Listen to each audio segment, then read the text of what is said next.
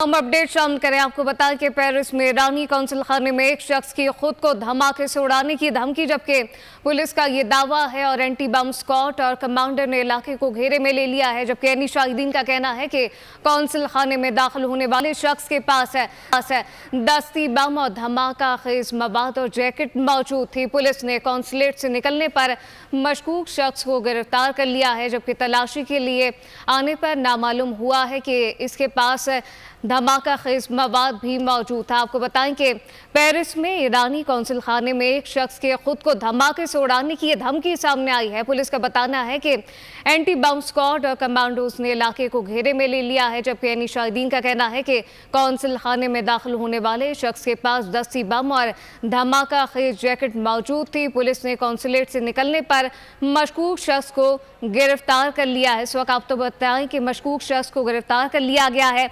तलाशी के लिए इस वक्त आपको मालूम हुआ है कि पुलिस ने कौंसलेट से निकलने पर मशकूक शख्स को अब गिरफ्तार कर लिया है। ईरानी कौंसल खाने में एक शख्स की खुदकुश हमले की धमकी सामने आई है। आपको बताएं कि पेरिस के इस वक्त मनाजिर हैं जहां पे एंटी बम स्क्वाड और कमांडोज ने इलाके को घेरे में ले लिया है। जी हाँ, इस वक्त पूरे इलाके को घेरे में ले लिया गया है और पुलिस ने कौंसलेट से निकलने पर मशकूक शख्स को अब गिरफ्तार कर लिया है।